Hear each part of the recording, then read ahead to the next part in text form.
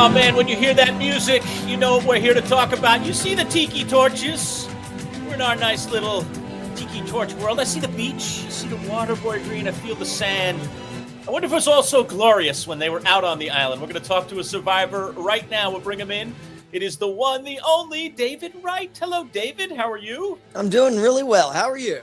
We're great, man. Today's broadcast, by the way, brought to you by our friends at Play It Against Sports, DeWitt, down on Erie Boulevard. All right, David, we're here to talk Survivor. A lot of things I've got on my mind. We're going to talk about Season 50 and the cast selection. Let me just ask you a general question about that to get things started. Did you want to be part of Season 50, and how disappointed, if you were, that you didn't get the call? You know, I actually did. I really did. I waffle with it, to be honest. Like, so a year ago, it came up and I was like, oh, I don't want to do it.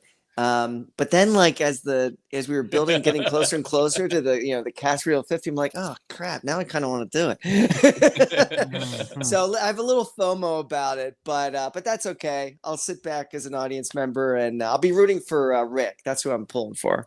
Okay, Rick Devens, our boy. I love Rick. So I'm glad that he's getting that opportunity. Now, David, right off the top, I want you to do, sometimes you do one of those tests where you see one image and another image, and you're supposed to spot the differences here. So this is what I need you to do to play this game. So there's image of some guy named David Wright. Awful. And then there's this image of David Wright. What is the difference between the two images, David Wright?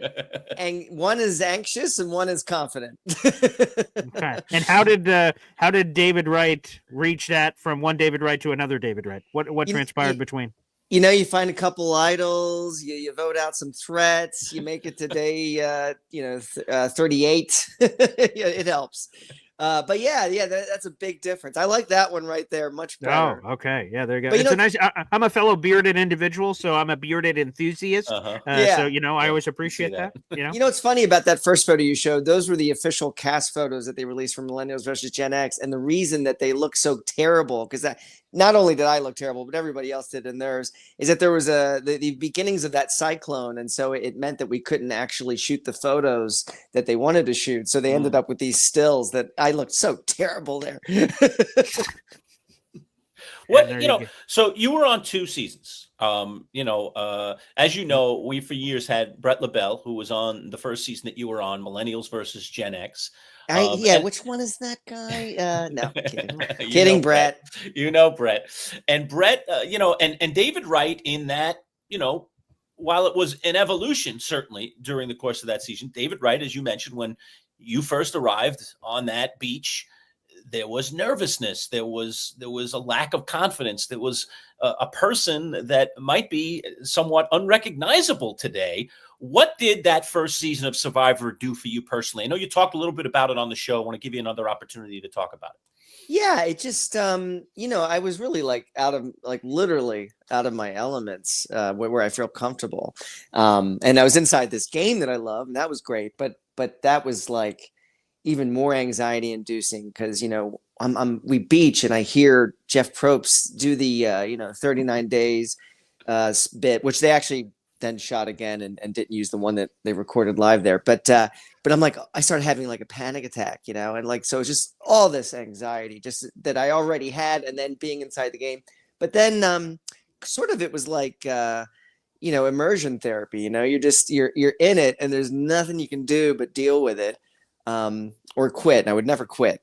And just day by day by day. And as I was doing better and better in the game and kind of securing, a spot, hopefully to the end, didn't get there, but I grew more and more confident, not just in the game, but also in my own life. And I felt like, it was like liberating to just like wear all my flaws on my sleeve in front of like a national audience. Cause then it's like, once you're done with that, there's no hiding anymore. Everybody knows who you are, how you think and stuff. And it's kind of liberating and freeing. And it's just like, oh, I can just be myself. And so that gives you the confidence. Was there somebody in that cast? I know when we've talked to Brett in the past, he really talks about Sunday kind of being his rock and the person that he kind of leaned on. Also, Chris, before he was voted off, became and still is good friends with Brett. Was there someone on that original cast of Gen X versus Millennials that kind of helped ground you a little bit, that gave you the feeling like, I belong here, I'm okay?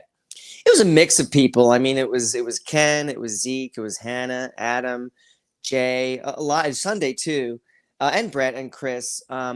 Yeah, it was really just a mix of people, and at different times when I needed them. I remember having like a really great conversation with Sunday by the water about, we promised we'd keep each other in the game until the loved ones visit. We just really wanted to see our family members, or her husband, my dad, and yeah, there's just like in different moments. I remember also watching the sunrises with Brett and with Sunday, and we had just these really great conversations that had nothing to do with the game, except one that really burned my game. But but yeah, it was sort of like the human stuff, like just having those conversations about, oh, what do you like back home? What do you miss? What do you want to get out of this? And yeah, it's grounding, and it was like you need it. You need those people to get through that experience. So how do you now, David, you're post-Survivor playing, at least for now, and you're living your life. How do you balance the fact that you're on this award-winning, crazy reality television show, but also you're doing all the things in your life that now you're official part of the Survivor community? Like Brett's all over the place. He's going to parties, he's going to weddings, funerals, everything. Yeah, apparently. Yeah, he's been a little piece of everything. How are you embracing all that? Oh, I'm good. I mean, it's been a number of years. It's been, I guess, 8 years, I think, right, since I last played, or actually, well, maybe not last, but yeah,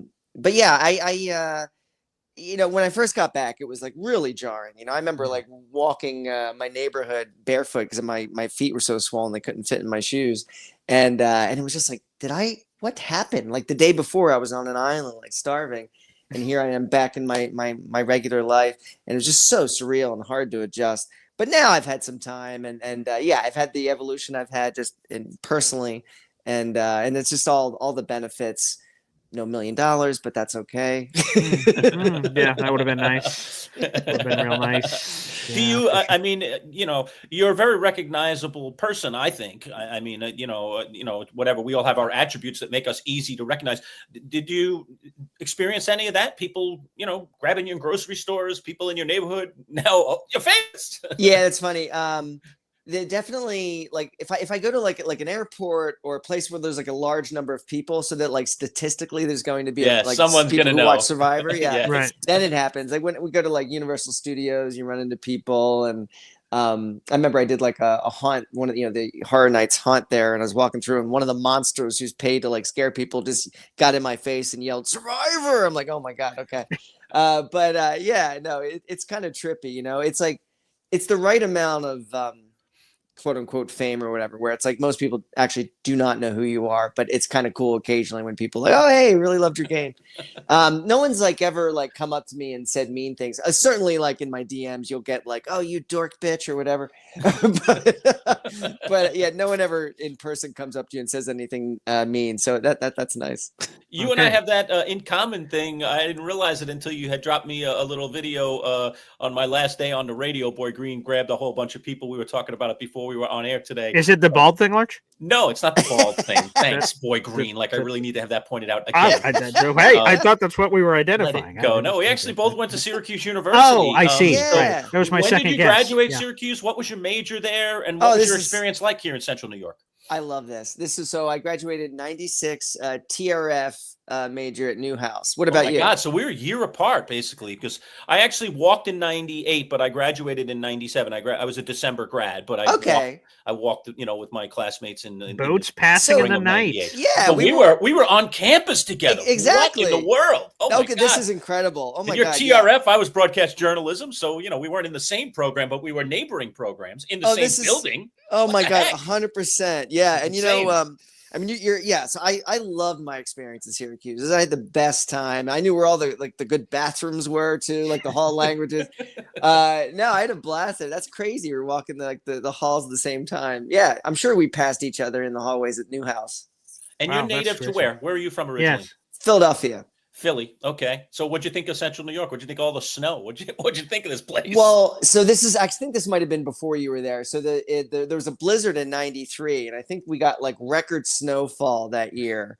It was like I want to say it was over 100 inches of snowfall that season. And yeah, it was insane. Like I kind of hate the sun, but like in Syracuse, especially that year, like we rarely saw it. I'm like, oh, I do kind of miss the sunshine a little bit, but Yeah, no, I had a blast there, man.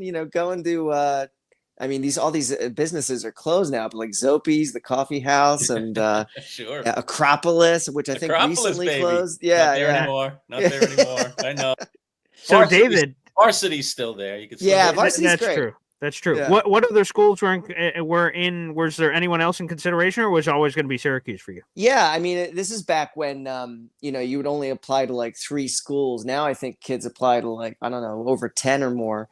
But yeah, I applied to Syracuse and Emerson, and I got into Emerson, I believe, but I chose to go Syracuse. I thought Yeah. about Emerson. That's up in Boston. I thought about that as Wow. well. Yeah, yeah, yeah. I wanted to keep it kind of northeast, kind of local that way. But yeah, but at Syracuse, I made lifelong friends. In fact, I got married 2 weeks ago, and Congratulations. my best friend from Syracuse in my college experience, he was there, and he gave a speech. It was awesome, and thank you.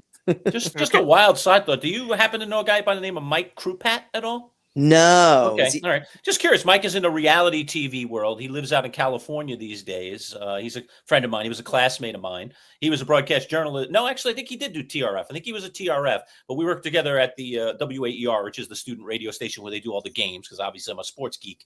And I filled in there for a day once. Back in the nice. 90s. Okay. Nice. Wow. So yeah, so I thought maybe Krups, because you're a writer these days, right? What do you do for a living these days now? Yeah, TV writing. TV writing, My writing partner and I, we just wrote a Beavis and Butthead episode, which look for that in a year. Yeah. It's our second one, but that was fun. I never really watched Beavis and Butthead in the 90s when it was like a thing, and now I'm like, oh my God, doing voices and stuff. But yeah.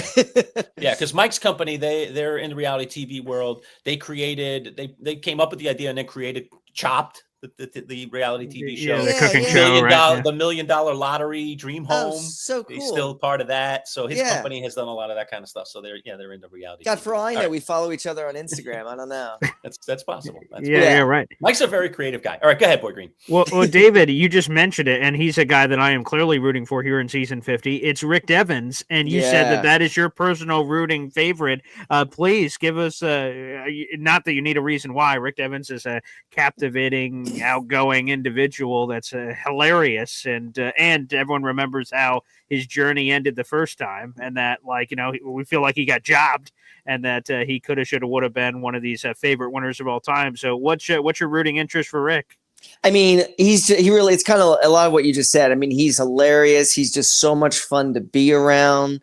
In that experience, especially, you want people like that. You want to laugh, release the tension and stuff. And yeah, I think he's actually like kind of built for the game. I think he's got a great chance of making it to Final 3. And I also, relate a lot to him because we both I finished 4th my first season. He finished 4th his first. I hope he does better than I did my second time. I think he's got a really good chance. He's being reunited with Aubrey. He knows a lot of these other cast members too. I think he's primed to make it to Final 3. I just hope he's learned to make fire by now. He's had plenty of time. Poor guy. Poor guy.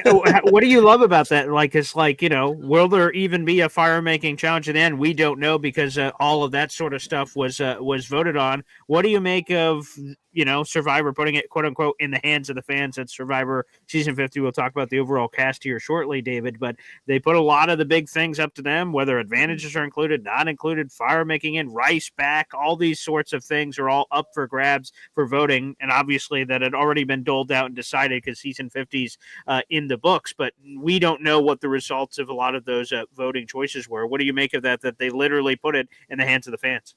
I think that's great. I mean, it activates the fan base. I mean, I remember in Second Chance when we got to vote on the cast and that, and every day I was voting on the people I wanted to get and see.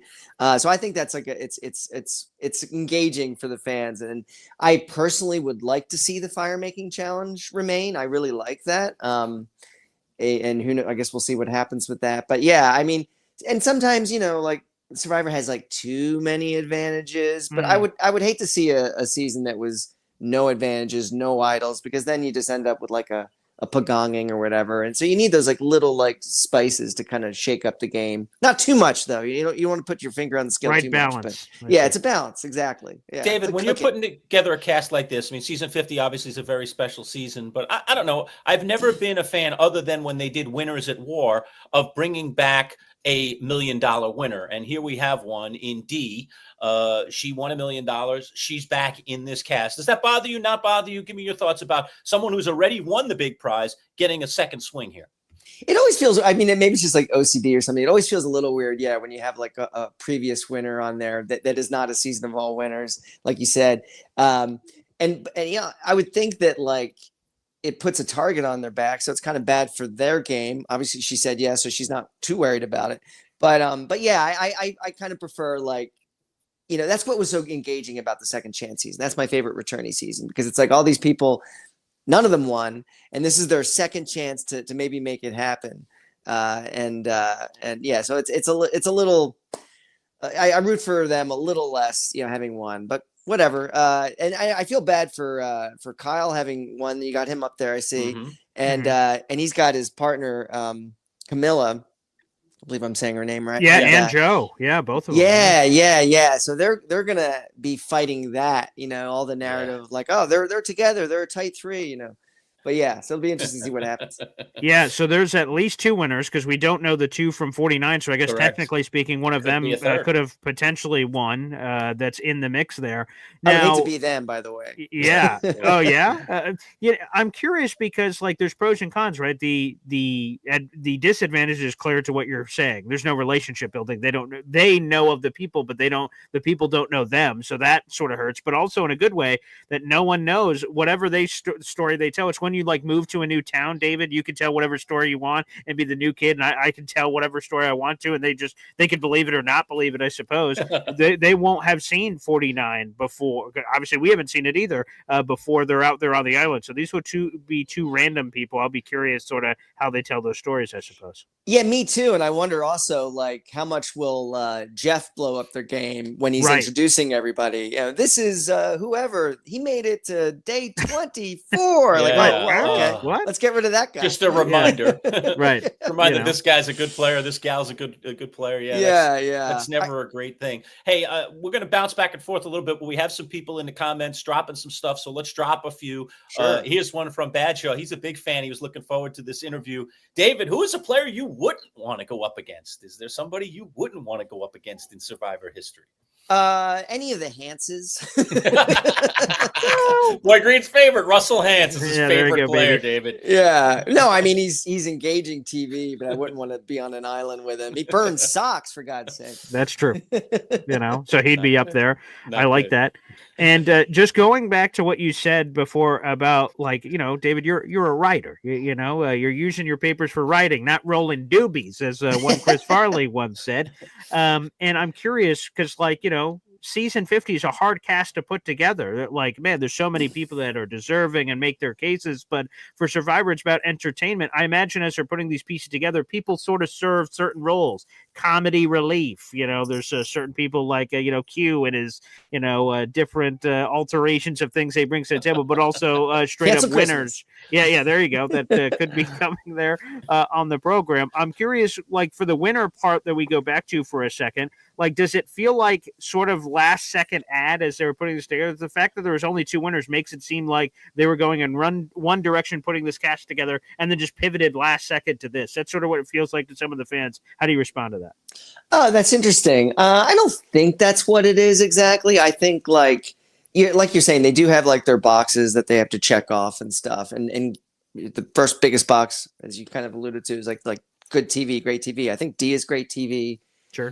Even though she's a winner, right? Yeah. As far as like mixing it with this cast, but yeah, and then you got your challenge beasts, you know, Ozzy's back, and we got is Jonathan, right? Jonathan's like the crazy Jonathan is. Yeah, he's the big boy. Yeah. To me, in a way, like, I mean, that guy's amazing TV and he's amazing at challenges. In a way, I feel like, oh, I wish he wasn't on because whatever tribe he's on is going to just dominate to the merge, probably. Mm-hmm. So, I mean, if I'm like any of the nerdy guys, like Christian, I hope I'm on Jonathan's tribe.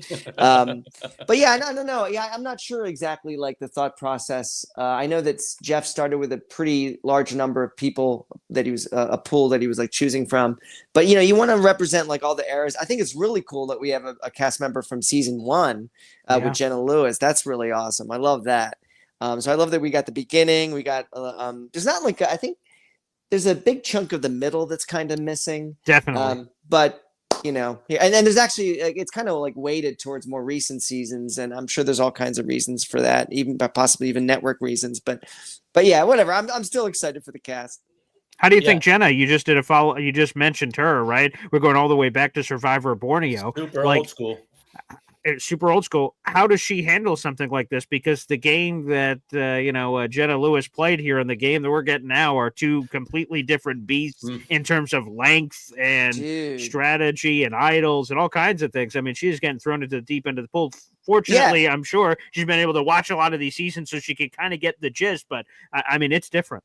It is different. You're right. No, that literally zero idols when last time she played. Because I think the last time she played was actually season 8. I want to say. Right, the All Stars, right? Yeah. Yes. But there were no idols. Yeah, you're right. It's now a 26-day game. They're given less food. They have to fight for it more. The game's faster. Oh, it's faster. Yeah, and I wonder if she's been watching since she last played or just did like a heavy deep binge when she found out she was going to be on there. But yeah, I'm very curious to see how well she fares. But I'm excited for it. Today's broadcast brought to you by our friends at Play It Again Sports in DeWitt. Let's just take 30 quick seconds here and hear a little bit about our friends at Play It Again. Warm weather sports season is here, and if you want to gear up and save money on some of the top brands of golf, soccer, and baseball equipment, and much more, Play It Again Sports can be your solution. With both new and gently used gear, Play It Again has prices way less than regular retail stores. And for all you golfers out there, get some quick money for those clubs you've got stashed away and are collecting dust. Play It Again is always looking for quality gear. No appointment necessary. Just bring it into the store. Play It Again Sports in the DeWitt Town Center on Erie Boulevard. Don't spend more. Play it again. Play It Again Sports. Syracuse.com. Did you see that mitt? Only $15 for that mitt, boy. Oh, I saw that. But I will just say this, Lerch. I love that they're our sponsor today because, David is someone I'd like to see played again. He's gently used. I mean, he sort of checks off all the items on that commercial, of getting back out there. So we need to see that again. Yeah, I always thought when I watched you play, David, that even in that first season when you had that nervous energy and maybe you weren't quite the confident player that I think you later became, you were a strategist. Talk about that a little bit. Strategy on Survivor. What were you thinking when you arrived, and how did strategy evolve as you got more and more and deeper into the game? It's funny. I mean, leading up to the game, it's like I did a rewatch of every season that existed up to then.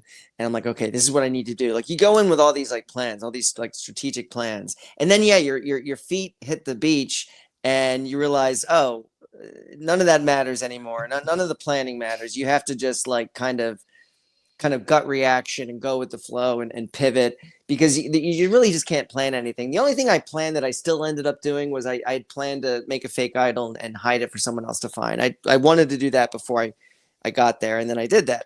But yeah, I mean, it's like you just don't. Survivor's all about relationships, and you can't predict or plan for the relationships that you're going to find yourself surrounded by. So it really is strategically, you just have to in whatever way you can make a human connection with each player, as many as you can.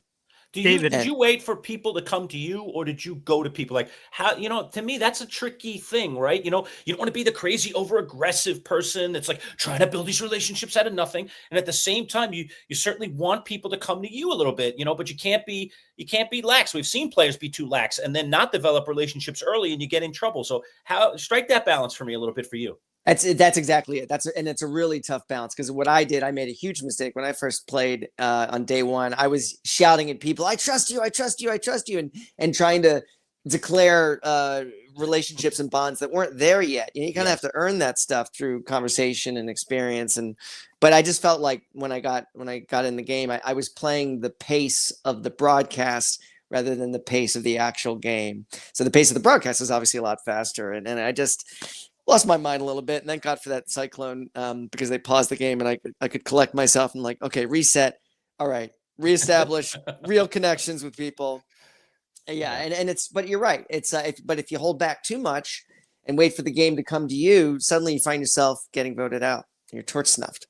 Well, David, you said that you planned some stuff, and one of the things you did, you mentioned about a fake idol. Is there anything that you plan to do that you didn't do, like a dead grandma you plan to unveil at some point? Is there something that you cooked up and said, "Oh my goodness, this would be great," and then either getting your feet in the sand and all of a sudden you forgot about it or didn't get to it? Was there something on your bingo card? Brett had the great funeral director story. Oh, that, great! Yeah, really right. The fake well. job, right? Yeah, there you go. Oh my God, Brett's so funny. Yeah. No, well, not the first time. The first time, everything I'd planned to do, I did. The second time, I'd planned to, I wanted to make a fake advantage and hide that for someone to find, and then they were going to basically humiliate themselves at tribal. And I worked on it. I was on the edge, and I was hoping to get back in the game. And I was like, meticulously like painting the words on this like parchment that I stole, but then I never got back in the game, so I never got to actually do that. Yeah, but that was a bummer. And then I think maybe or not, but I also I buried a fake idol, not during Survivor. Like I went back with Adam. We paid this local fisherman to drop us off on Monariki, and I buried a fake idol there that I was hoping to dig up if I ever got asked back to play again. But then I did get asked back like 6 months later, and I left it there. I didn't even dig it up because I'm like, what am I doing? Like, this is insane. But anyway. Oh, wow. That would have been amazing. Yeah, they would never have let me use it, I'm sure. That's partly why I didn't even bother trying to retrieve it. What are the rules? What are some of the secret rules that I guess people don't know about, like for the game? Yeah, I mean, I don't know how secret the rules are really, but like, pretty much everything is fair game other than sneaking in food, sneaking in tools. You just can't sneak anything into the game. You can only use what's there. It's kind of like what is that speech that Yoda gives Luke Skywalker in Empire Strikes Back? Like what's in that dark part of the swamp? Only what you take with you, and you can only bring like yourself and your clothes, but nothing else. And people have tried. You can, in Survivor, steal an idol, right? Or for that matter, take someone else's idol and hide it. I don't think we've ever seen that in the game. I got to imagine that you can't do that in the rules. You can. It's an interesting thing, and that sometimes it's like an episode will air. I'm like, oh, they really didn't shine a light on this. I probably should have mentioned this, but yeah, like whoever's paws first touch the idol, that's whose idol it is. And yeah, you can't take it. Thank God. Can you imagine the fights you'd have? Yeah, right. People just rummaging through bags. I mean, yeah. Through bags, but they'd be rummaging. And going through bags is legit. You're allowed to do that, so you can get information, but you can't take tools, right? So what's your stance on that, David? Because that's been a debate and what makes the show great, right? So you're allowed to rummage through someone's bag if you want to, but some people have moral codes and like, I shouldn't be rummaging through someone's bag even if I'm allowed to. That goes against everything that I stand for and things of that nature. Are you where do you stand in that camp? I love that. Yeah, I mean, like as far as codes, like I have a moral code, but it certainly doesn't cover going through someone's bag in a game where people are hiding stuff. I'm like, I think that's totally fair game. Okay. My line is not making anything personal. That's what I tried to avoid doing. Because I ran into that, aimed at me. Like people I'd get like personal attacks. And I'm like, everything's fair game as long as you don't make it personal. I think if you have a bag, you better like not put anything in that bag that you care about anybody finding or learning about. So I would bury my stuff. Smart. And but it's sort of smart. Sometimes I'd have trouble finding it again. Oh, I guess that's a good point, right? And here's another good one from a viewer here. Were there any instances in particular that you wanted to quit? Badshaw asked that question. Did anything out there you say, man, I just can't take this anymore? Never wanted to quit. Quit. I do remember when the cyclone came, they were evacuating us, and I was getting on the boat, and like the winds were whipping and the rain's coming down. I thought, and they're like, oh yeah, we're gonna go out in the ocean there, and I didn't see any other islands. I'm like, this is so dumb. This is probably how I die, because I wanted to play Survivor. I'm gonna like drown out there in the stormy ocean, but I never wanted to quit. I never would ever quit because I was just so like, I loved the game so much, and I was so like, grateful to be there. I would never like, take advantage or quit like that. So David, let me ask you, how do you, as a Survivor person, right? The blood is in your veins forever now that you've played the game. How do you look at people that have quit? Because we've seen a couple of quits recently, and I think a lot of Survivor OG fans like myself, we're a little offended that like, if someone quits, to me, throw the torch down, get the hell out of here. You should be treated differently. You're not like, oh, okay, I guess I don't want to play anymore. You just sort of patrol on on out, we feel like they should be held at the stake for quitting the game. Like there's so many people that apply to get on the show that never get a chance, and all these random people that we had it a couple of seasons ago where there's like a cajillion people that quit, and we're all looking at it sideways like they should be treated a little bit differently. What's your thoughts on it, David? Well, yeah, I mean, famously, I think the best example of that is Colton. I think that's his name. He quit twice. Yes. Oh yeah. I mean, yeah, you are, when you're there, you're like taking a spot from someone, which if you don't quit, I feel like, you obviously deserve, but if you quit, it's like, oh man, like somebody else could have done that and not quit and played it out. And it's like, I don't know, I guess people just go in with low expectations about how hard the experience will be. And I went in with expectations of it being very hard, and then I got there, and it was even harder than that. But that said, I was never going to quit. So yeah. So what's a proper punishment, though? Should someone be stoned to death? What should we do? No, certainly not. But I don't think they should be allowed back in. And I don't think Jeff would ever make that mistake again, the way he did with Colton. Okay. All right, a couple other players I wanted to bring up. You mentioned him earlier, but let's talk about Ozzy. Also another guy that handled challenges pretty well. He'll be going up against Jonathan probably in some of these challenges, God forbid, unless they end up on the same team. Give me your thoughts about Ozzy and his chances of returning. I think this is his third time in the game. No, it's way more than that. I'll get that up in a second. Yeah, it's his fifth. It's his fifth. Oh, there you go. Oh, yeah. He's tied with Boston Rob had the record until season 50. So now we've got, I think, 3 5-time players, I believe now. Right, Sari, right's got to be up there. Yep. And and maybe it's just 2 actually. Yeah. Anyway, but yeah, it's funny. I do think that Ozzy is there because of Jonathan. You were talking about like why are they casting these people? I think Jonathan is going to be on one tribe and Ozzy's going to be on the other. I think Jonathan is actually better than Ozzy at what Ozzy is alleged to be good at. Ozzy obviously is very good. But I think Jonathan is better. But I think that they're there to be the like physical challenge beast on their respective tribes. But Ozzy's great. He's great TV. We'll see. I don't think Ozzy is great so much at the social game. I'm not sure how Jonathan fares in that department. But yeah, obviously Ozzy is incredible at challenges, and that's a guy you want to definitely cut at the merge. Same with Jonathan, because they'll just go on a challenge run, David, what more story is there to tell here? Like Ozzy, right? He obviously hasn't won, so I guess that's a story he would like to tell of putting it on there. But what's the fine line of, hey, it's season 50, we're bringing on some of the best of all time as a tip of the cap, maybe their final time ever playing, versus like they have an unfinished part of their story or game that they're coming on to, sort of reveal and do more with that. Yeah, I mean, what does Ozzy have left to say, right? Is that a sponge that we've just wrung all the water out of? I mean, you said it, I didn't, but yes. It does feel that way for sure. So yeah, he's there more as like security, for challenge security to battle up against Jonathan. But yeah, I don't personally his story. I don't know that there's anything more to glean, but maybe he'll surprise us. Maybe there's something, maybe there's another layer of the onion to Ozzy that we have yet to explore. And the one thing I would say is like a person that I love is Coach, obviously, Dragon Slayer for all these things. And he had a lot of stories to tell. He definitely had a lot of stories to tell in his time there. But like he's an example of like he's interesting in 50. He's a father. He's done all these things since the Survivor game that he's and we'll see how that affects him in the game. But like things have happened seismically in his life that now it'll be interesting to see how that sort of plays. Is he still the Dragon Slayer anymore? Is he the dad now? Is he what is he? You know what I mean? I hope so. I love Coach. I know there are people that are like they just don't like whatever flavor he brings, but I think he's just so entertaining and fun to watch. He's great at confessionals. I love like the stories he tells, whether they're true or not. Like being hunted down the Amazon. I'm so happy he's back, and I think there is more to dig out of him. Would you not argue that? I think I've watched all the Survivors like you have, David.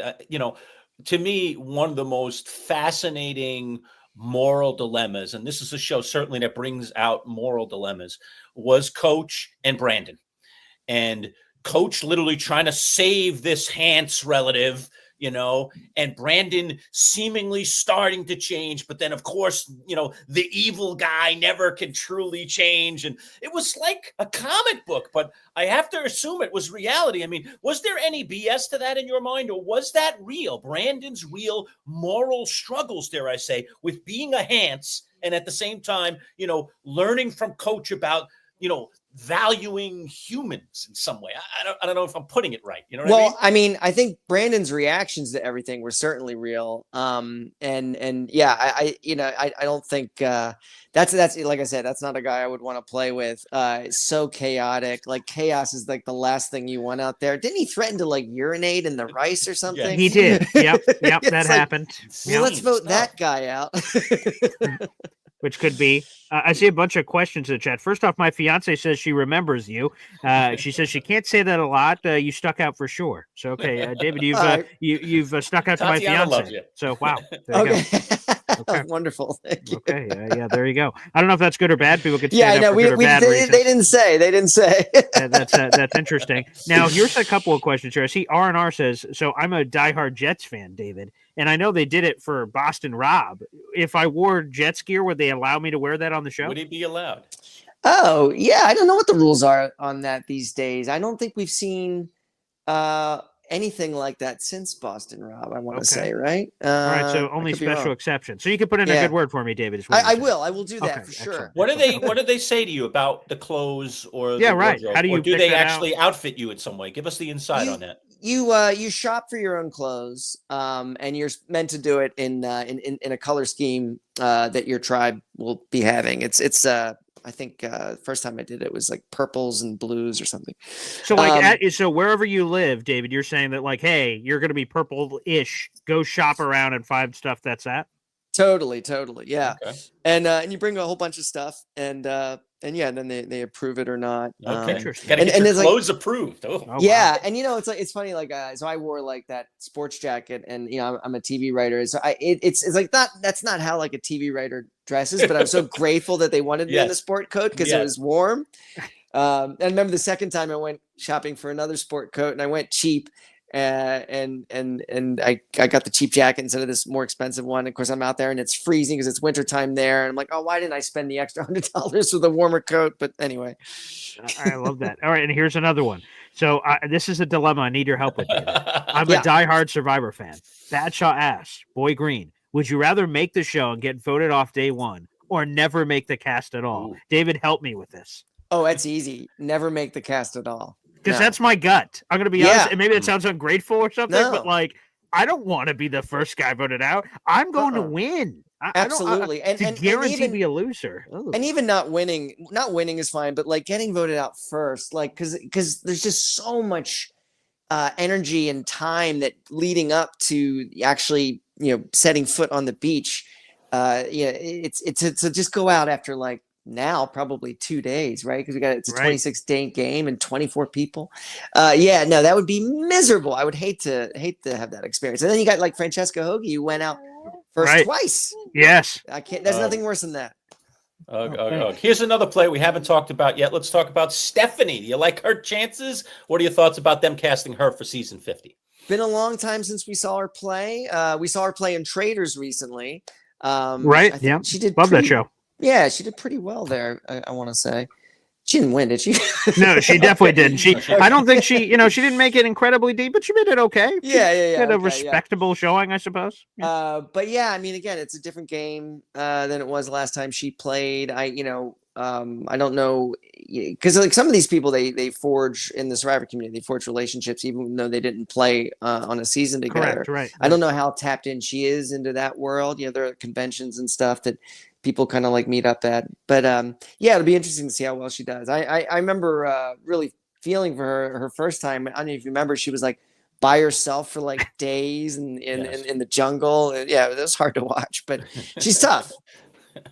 Yeah, All right, yeah, here's a she look is. at the whole cast. You can see it in front of us. We still have 2 members to be named because we haven't seen season 49 yet. It's coming soon this fall, and we'll get Correct. to learn about these cast members. Who those other 2 members are, we don't know. When you look at this group, I mean, you got another writer in there in Mike. Let's talk about him. I mean, he's the Hollywood guy now, the writer of White Lotus. He's become kind of famous. Does that bother you that a famous person essentially is on season 50 here? No, I'm good with it. I'm good. I love Mike White. And it's funny too. You wonder, like, because he people that he plays with, he puts them in like for cameos in White Lotus, and you wonder like how many of these other players like, we should keep Mike around so that he puts us in an episode of White Get Lotus. in, baby. Is that all fair game, David? If he uses any of that, Sure, say, hey, why not? You want to be in? You want to be in the I show? would love. Oh my God, please put me in. I love White Lotus. Do Oh, you guys what a watch great that show? Oh my God, great. I do. There's some weird, but you just sort of get into the universe, and you're like, well, this is. I've suspended disbelief at the door. We get into some funky stuff, but the show is incredibly compelling. It's great. It's great. I love it. It's just like such a tone. It's like a tone I'm not used to, and it nails it. And it's almost like you're on vacation. Yes. Yeah. Right. So I can vicariously live through the people that are going through all of these horrific things. Exactly. Hey, David, I got a secret crush on Chrissy. What kind of chance you give Chrissy in this season? I think she could do really well. Yeah, I like her chances. Again, it just goes back to her social game. I think presumably as long as she can lay the groundwork for that early, she has relationships already with some of these people. I think she's got a good chance. But yeah, you liked her the first time? Yeah, he had a crush on her, apparently. crush David, did you ever crush on anyone in Survivor Land? No, never. No, I never let any of that stuff. And by the way, those kinds of thoughts when you're starving, just gone. They're just gone. Oh, really? Oh, wow. You got bad breath, bug bites, starving. Oh, my God. I guess I never thought about that. Yeah, right. Yeah. That on Survivor, anyone actually really looks attractive. I mean, not that there haven't been some cast members that are attractive. Sure. Yeah, it's just the last thing on your mind. You're just like, all you're caring about is like, when's my next meal and what is it? Hey, David, let's do this. I'm going to make you full screen here. Everyone can still hear our voices, but I see Badshaw's asking us to ask you about all the movie posters behind you. What's the meaning behind these? Like a couple of my favorite movies. I mean, you could ask me tomorrow and it would change my answer, but guilty pleasure, The Goonies, which I honestly like part of what drew me to Survivor is like the Goonies aspect of it, like the clues and like it's almost like One-Eyed Willie wrote them, right? So yeah, I love The Goonies, guilty pleasure. The 12-year-old me, boy in me loves that. And then Once Upon a Time in Hollywood, love Tarantino. It's one of my favorite movies. It's just such an immersive movie. I'm like, I want to like live in this movie forever. And they're actually shooting a sequel right now. So wow! I'm excited for that. Are you in that, David? No, I'm not in that. No. Okay. I was rooting for you. Oh, man. Look, we're coming upon 49. 50 is not until the spring, as we know. Are you happy just overall with the evolution of Survivor, how it's moved from the time that you've been on it, and what are your expectations here for 49? And then will 50 be completely different in your mind, or is 50 just an extension of where we've been heading? Give me your thoughts on that. Yeah, I love the evolution of Survivor. I love when like Jeff takes swings, whether they work or not. I think it's like, that's what a bad season of Survivor is still worth watching, and it's still even fun to like talk about and even bash a little bit, but from a loving way. Mm-hmm. I think like 50 is going to be sort of the beginning of a new era. We'll see like what Survivor looks like after that.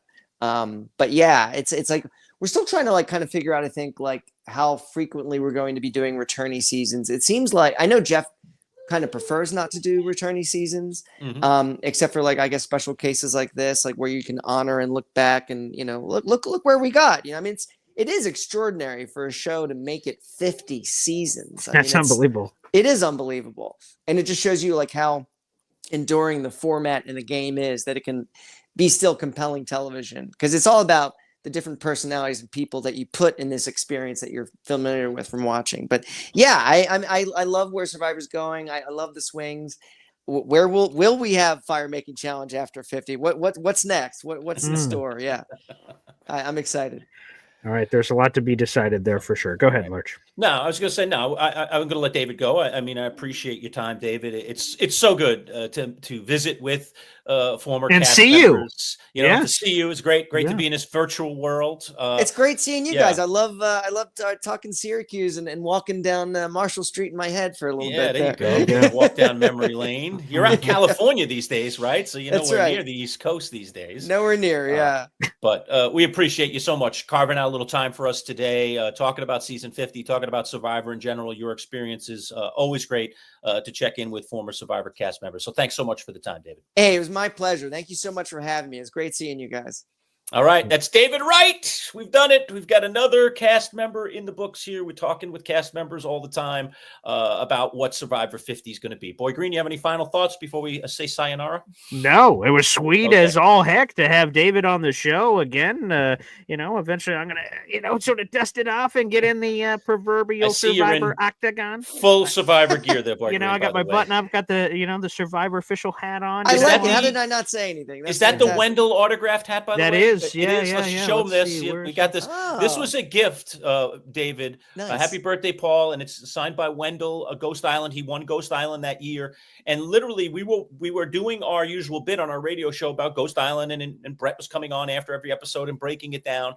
And we had an intern / kind of assistant producer working with us. He's hearing all this dialogue. Paul's birthday's coming up. His birthday's in April every year. And must have been towards the end of that season. And he reached out to Survivor cast members, eventually tracked down Wendell, and Wendell sent this some gear. So before he won, right? It was before back in those days. Right. It was actually before he won the season. Because you drew the winner live at the reunion. Oh, I love that. Correct. So I was wearing it. Yeah, and I was sort of rooting for Wendell. Yeah, we're in $1 million cool hat, how that worked out. That worked out really well. I love that. Yeah, not too shabby. Okay, beautiful. So yeah, I guess I'm gonna have to increase my Survivor wardrobe, Boy Green. For these future yeah, the Seinfeld shirt. I love the buffs to cover my forehead. I have one on a Hulk Hogan interview that we did a week or two ago. So I'll get a buff. I could always throw that on.